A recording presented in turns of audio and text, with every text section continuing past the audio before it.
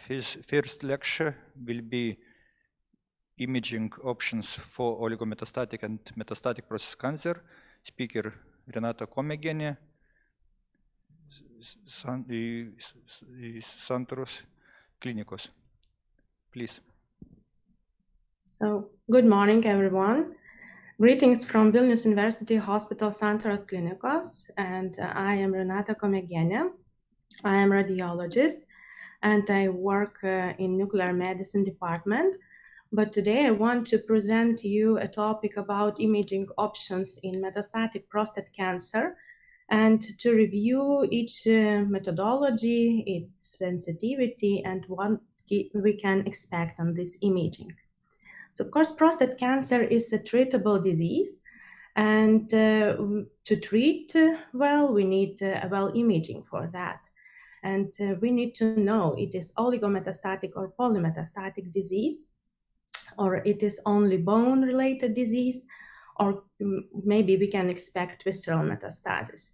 And it's known that visceral metastases are present almost in 20% in castration-resistant prostate cancer patients. But of course, as a radiologist, I will seek for metastasis mainly in lymph nodes and bones. And what imaging modality we should choose for each patient, it depends what clinician usually uses. And we can choose between conventional imaging and today's present next generation or novelty imaging as PET-CT with different tracers, whole body MRI. But still, there is present in literature and everywhere in guidelines that we have no enough evidence for usage them on clinical settings. So as a radiologist, I think that firstly, the imaging should be safe for a patient. If we use pharmacy, what for pharmacy, what is quality of this pharmacy, and contrast media, is it safe or no? Of course, it is important to list the dose space for the patient in radiation according to the radiation protection requirements. And the imaging should be specific or not, but it should answer some questions. So where is biochemical relapse lesion? What is the treatment? Do we treat well this patient? So the assessment of treatment response and the novelty, the novel indication, treatment navigation in molecular imaging. Of course, there is a new determination as theranostic in prostate cancer. So we can diagnose and treat with the same molecular imaging and techniques. About conventional imaging, we are familiar with this all, but I want to mention the covering of each one modality, because computer tomography covers the whole body usually. MRI covers only the local region, so pelvic or abdominal or pelvic-abdominal together region, and it counts time for a patient. And bone scan, there is some misunderstanding about bone scan, because we usually familiar to see 2D modality, whole body scanning in our presentations and articles, but the standard of acquiring bone scan is to use 3D modality, three-dimensional modality, SPECT imaging, and these days it is usual to hybrid it with CT imaging. So at our department, we use, for oncology patients, we use the whole body SPECT CT imaging. So we cover three-dimensional imaging. We cover from vertex to the mid-thigh. So this, of course, technology lead us to diminish the size of detecting to the 5-6 millimeters of the lesion. And prospects of conventional imaging, of course, it is that they are widely available and cost-effective to everyone. So in this slide, we see the same patient. He was diagnosed because of the biochemical relapse, and on computed tomography, found an elevated lymph node in right pelvic region, And it was suspicious about bones because sacrum had a faint sclerosis in the right lateral mass. But the patient decided, of course, could afford it and decided to perform PSMA PET-CT scan. And an imaging showed that we have not the solitary lymph node metastasis, but also multiple metastases in its bones. So what is the chance to detect lymph nodes? Of course, we don't talk about micrometastasis, and there could be previous almost in the third of the patients with normal-sized lymph nodes. And also in European Association of Urology guidelines stands that CT and MRI is a low sensitivity imaging. The sensitivity is less than 40%. And one of the studies investigated how it is with the lymph node size. And two studies showed. The first study showed that if you use MRI imaging at a cutoff of the size for a lymph node with a sensitivity of higher sensitivity, 82%, is 8 millimeters and bigger. And even at 3 Tesla MRI DVI imaging, if we have a moderate sensitivity of 55%, the cutoff value for lymph node is only 12 millimeters and bigger. Novel imaging, of course, is the optional for image lymph nodes. It is more like molecular and metabolical imaging, fluorocholine or PSMA with fluorine of gallium. It doesn't matter, but we of course have the leading sensitivity of these methods. And talking about PSMA PET, there are several ligands and not all are listed in this slide. We see here 5 different ligands labeled with gallium or fluorine, and the uptake in the body is quite different. So we have different physiological uptake and of course the expression from the kidneys to the urine. So do we need all of them to be legislated? It is a question for today. And novel imaging, PSMA imaging and Holline on the left and PSMA imaging scheme on the right. So we of course are curious on what titers of PSA could afford us a good imaging quality. So we can find metastasis. So for Holline, it is recommended that we should have about 2 nanograms per milliliter and over of this to have adequate imaging. So the sensitivity could raise until 40%. And with PSA, we can image patient at the very low PSA, relapse PSA range as 0.2 and higher. So at 0.2, we acquire about 40% sensitivity. And of course, at 0.5, sensitivity is much higher. So according to the detection level, we could say that PSMA PET-CT is indicated when relapse PSA is over 0.5 nanograms per milliliter.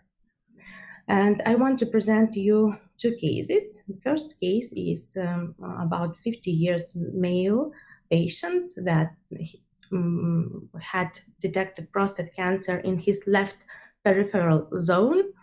The start PSA was 22 nanograms per milliliter, and conventional imaging was acquired, but no lesion were detected. Of course, bone scintigraphy is indicated in this patient because he is on high risk to having bone metastasis, but no lesion were found. Radical prostatectomy was performed and with pelvic lymphnodectomy, and pathology stated that it is T3B disease. And 0, we had no metastasis in bones or on conventional imaging, so M0. But on pathology report, we found lymphovascular invasion type 2 and perineural invasion.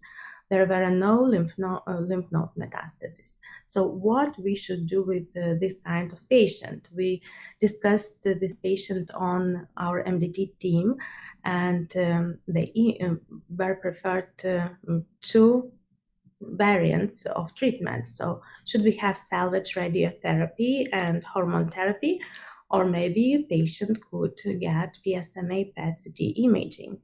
This imaging type is not accessible in Lithuania, so it depends. Can patient afford to go abroad to perform this imaging or not? So this patient had these possibilities, and fluoride PSMA was performed. And several lesions were found on this imaging. So everything what we see in liver, spleen, and intestine, it is a natural physiological uptake. Also in the mouth region, it is also uptake in the salivary glands, but those separate lesions over the diaphragm and in the pelvis are pathological lesions. So the solitary bone metastasis in the rib was found, and some lymph nodes on the left and also on the right were positive for PSMA PET-CT. But if you notice the size on conventional imaging, we can see it is only 6-7 millimeters. So we can report them as totally normal lymph nodes, but there are present metastasis in them. And the resolution for PET-CT with Choline or PSMA tracers is about 4 or 5 millimeters according to their physics. So if we have a good sensitivity on MRI only at 8 millimeters and more, we can say about prostate cancer. And at PET-CT, of course, it takes only 5-4 millimeters.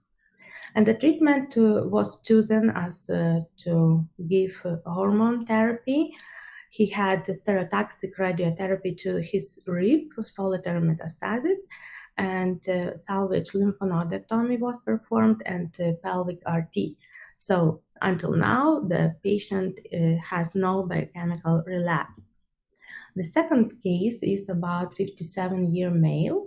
He had radical prostatectomy because of his prostate cancer, Gleason 3+4, and post-operatively we had also a lymphovascular invasion type 1. At presentation before the operation, PSA level was 11.5. So the patient relapsed after 6 months. His PSA level started to progress gradually, and at presentation to our nuclear medicine department because of the relapse, he had 3.0 PSA level, and conventional imaging was, of course, negative. And I should say that his hormone therapy wasn't on the right way, because he discontinued several times his hormone therapy because of the events from the therapy, and its PSA range was more like fluctuating. So he was present to our department with a PSA 3.0, and we had an opportunity to perform fluorocholine. So there were indication to perform choline because his PSA range was over 2. And we detected lymph nodes on the left side of the pelvis, and they were also so small.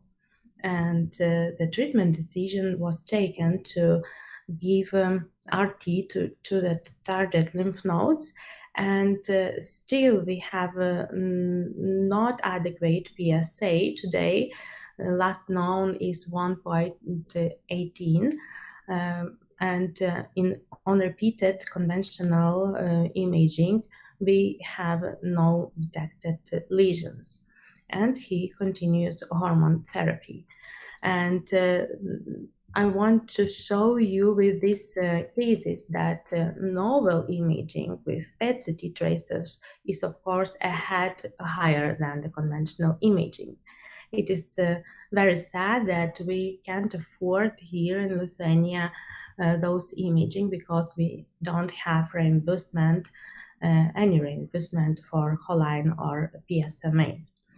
And talking about bones, of course, the standard procedures to image bones is bone scintigraphy with technetium labeled phosphates. The sensitivity of 79%, it is from literature talking about the standard imaging of one localization SPECT-CT, because if we perform a whole body SPECT or SPECT-CT, we can improve this sensitivity until 95%, but still this imaging has a low specificity because we only image the reaction of bone to the trigger, to the new lesion, or it could be the benign lesion, or even trauma could cause the uptake of this tracer in the bones. And there is no added value in PET-CT, natrium fluoride. It is only drawbacks about cost, but yes, we can image bones with a higher sensitivity, but still specificity stays quite low. So examples of scintigraphic imaging, and you see on the left a total body scan, and the patient is present with super scan, so-called super scan, when we have bone marrow infiltrations and whole bones infiltrations with metastatic lesions. And on the right, there is a presentation, a three-dimensional technology of SPECT and whole body until the mid-tides, a whole body bone scintigraphy scan. And today, with a more sensitive gamma camera, here on place we have CZT, so special detectors, high sensitivity, and very fast scanning, quite fast scanning gamma cameras. We have more questions because we started to depict more solitary lesions in prostate cancer patients after their relapse, and in one vertebral body, or sometimes only one metastasis in his rib. So this is the presentation that we obviously see the uptake of this tracer in the rib. So there is present some sclerosis, but of course, solitary lesion, the MDT team should decide how we could change the treatment process for this patient. And everybody talks about advantages of novel imaging. So I mostly talk about PSMA PET-CT, but there are some disadvantages also, because the first one is, of course, money. Reimbursed. It isn't reimbursed in many countries, and maybe patients get it from the third side insurances. Or it could be that a big clinic has trial settings to acquire PSMA imaging. And of course, for a state, it is significant because we can increase many times overall expenditures for the prostate cancer management. And there is present an opinion that novel modalities could cause additional interventions to the patient. but it depends how we deal and how we trust to this imaging modality. For example, as ASCO recommendations from 2020, after each novel modality, it would be whole body MRI or PET-CT imaging, they recommend to acquire biopsies to prove these lesions. So of course, after those kind of recommendation, we just perform additional interventions to the patient. But still, they recommend that we should rethink our imaging protocols and use more combinations, so also conventional and novelty imaging. And in 2018, we held an A&M focus meeting dedicated for prostate cancer, and there were collected or called specialists from different sites, and radiotherapists, oncologists, urologists, radiologists, and nuclear medicine specialists were present there, and they all brought up a question why we still don't have an optimal recommendation, legal recommendation to use this novel imaging, and maybe the requirements to have more evidence-based data on PSMA PET is on very high threshold, because maybe this imaging is so fast developing. Maybe we should trust on this data, on this collected data from the studies that we have now, and finally we should reimburse this imaging modality. And this is a paper that talks about main errors in our evidence-based legacy system, why the science goes further, and we with clinical settings are somewhere back. So in summary, I could say that of course we should act according to the guidelines, but if you see in no guidelines stands the fact that we should perform on one or other scenario the novel imaging. So maybe we should start from the national guidelines, and of course it depends, can we afford reimbursement for this imaging or not. So more communication between imagers and clinicians, and more bringing up the problem that we need this imaging, maybe then our voices could be heard. And in every recommendation state that there are doubtful benefits on conventional imaging. So if so, why not you recommend novel imaging on legally settings? And molecular imaging is of course very delicate process, because we need many quality controls processes in it. In radiopharmacy synthesis, so we should choose which molecule to use, what we want to find, and what indications are for this imaging. And of course, our machines, they require good quality control. So nuclear medicine also don't stand on one place. It develops very fast. So we now have digital technologies and even whole body or total body PETs that prefer us to acquire imaging of dynamic imaging. Where goes this tracer on the first second and on the first minute time? So it opens the way to the science to navigate the not only treatment processes but also the pharmacokinetical processes.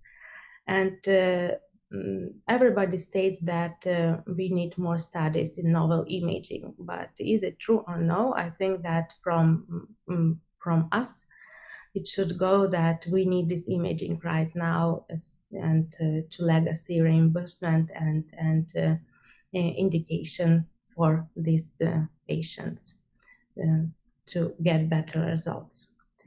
So that's all what I wanted to say about imaging. Thank you very much for your nice topic about imaging options.